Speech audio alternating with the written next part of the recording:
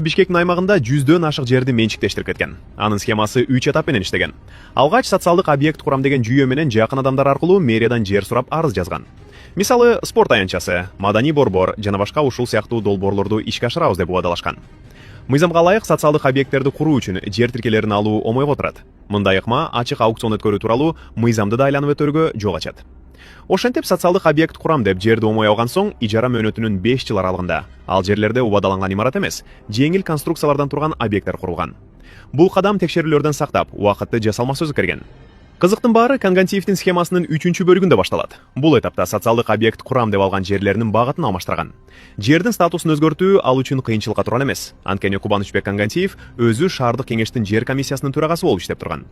Ошентип социалдык объекттерди курам деп оңой жол менен алган жерлердин багытын өзгөртүп, көп кабаттуу турак жайлар, офистер салына баштайт.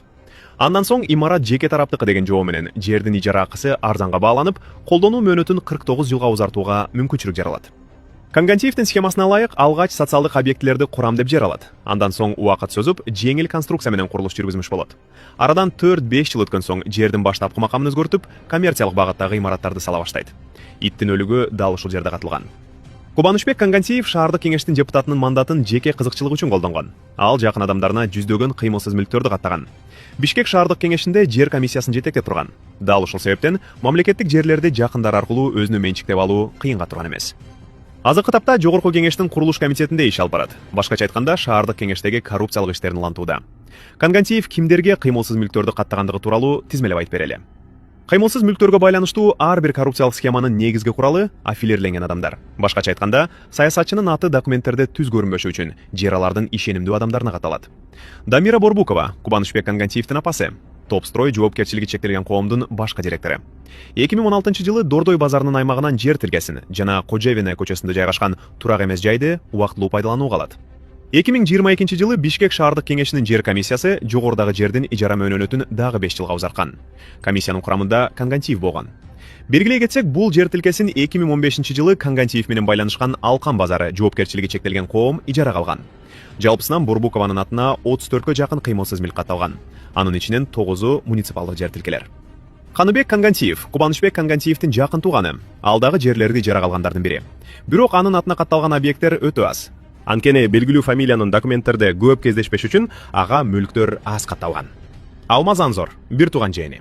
Анзор Групп жоопкерчилиги чектелген коомдун негиздөөчүсү. Анын атына 16 кыймылсыз мүлк катталган. Анын 5-өсү ижарадагы жер тилкелер. Максат Токтогулов, Конгантиевдин өкүл баласы. Бишкек шаардык кеңешинин 2 чакыруусунда депутат болгон. Анын атына 10 кыймылсыз мүлк катталган. Анын 6-су муниципалдык жер тилкелери. Өткөн жылы Бишкек шаарынын мэри Айбек Жунушалиев депутат Максат Токтогуловду айыптап чыккан. Мэрдин айтуусуна караганда, депутат Токтогулов муниципалдык жерди мэриядан 66 000 сомго ижарага алып, башка адамга 9 000 долларга ижарага бергенин айткан. Руслан Турсуналиев, Конгантиевдин ишенимдүү адамы. Ал Рем Групп жоопкерчилиги чектелген коомдун негиздөөчүсү катары белгилүү. Бул компаниядагы муниципалдык жерлерди ижарага алган. Таймураз Ташиевдин жакын досу. Дал ушул байланыш Конгантиевдин коррупциялык иштерине тийүүгө болбойт деген абалды жараткан. Азиз Султанов, Конгантиевдин жан сакчысы жана жакын адамы. Анын атына 135ке жакын объект катталган. Жер тилкелери, батирлер, кеңселер жана башка мүлктөр. Султановго катталган айрым мүлктөр тууралуу айта кетели. 2016-жылы Бишкектин түштүк магистралында спорт комплексин куруу долбоору менен жерди 5 жылга ижарага алган. Кийин Конгантиевдин жетекчилиги астында комиссия бул ижараны 25 жылга узартып, жердин багытын өзгөрткөн. Натыйжада ал жерде көп кабаттуу үй курууга уруксат берилген. Ошондой эле 2017-жылы Жукеев Пудовкин көчөсүндөгү 83-үйдүн жанындагы жер тилкесин автоунаа токтотуучу жайды көрүктөндүрөм деп ижарага алган. Кийин бул жер Конгантиевдин апасы Дамира Борбуковага катталат. Андан соң бул укук Руслан Турсуналиевдин Рем Групп компаниясына өтөт.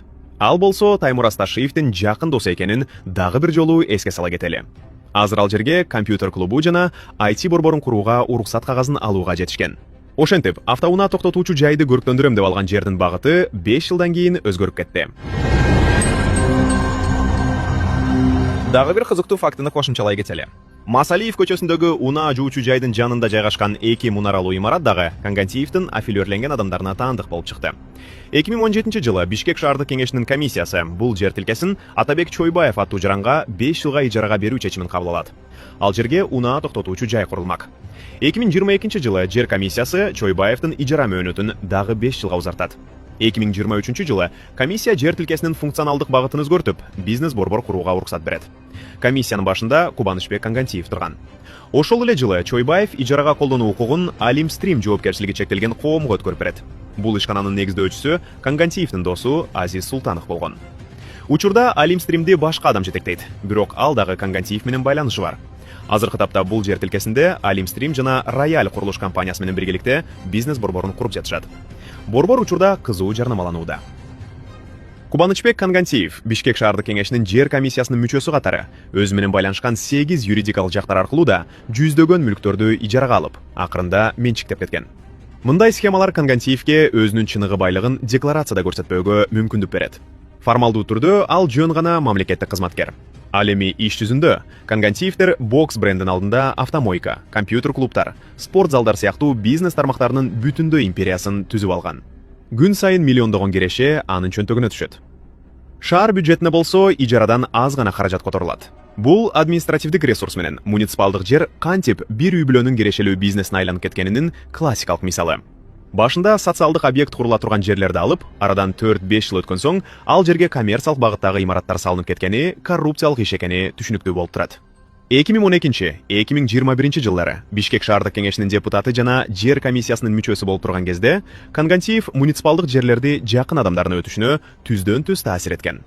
Ал эми 2021-2024 жылдары шаардык кеңештин төрагасы болуп турган кезде социалдык объекттер курула турган жерлердин ижара мөөнөттөрүн 50 жылга узартып, коммерциялык багытта колдонула баштаган. Катардагы адам айдоо багытындагы жерди курулуш багытында колдоно албайт. Анткени мыйзам жол бербейт. Ал эми Кангантиев мамлекеттин жерлерин каалагандай калчап келет. Бүгүнкү күндө Кубанычбек Кангантиев Жогорку кеңештин курулуш комитетин жетектейт. Бул мүлктөрдү менчиктештирүү стратегиясынын уландысы катары сыпаттасак болот. Эми ал курулуш тармагына республикалык деңгээлде таасир этет. Коррупцияга каршы күрөш күчөп турганда Кангантиев жазасыз калбашы керек. Мектеп, бала бакча, оорукана курула турган жерлерге коммерциялык багыттагы имараттарды салган адамга иш козголуп, бул схемага бөгөт коюлуш керек.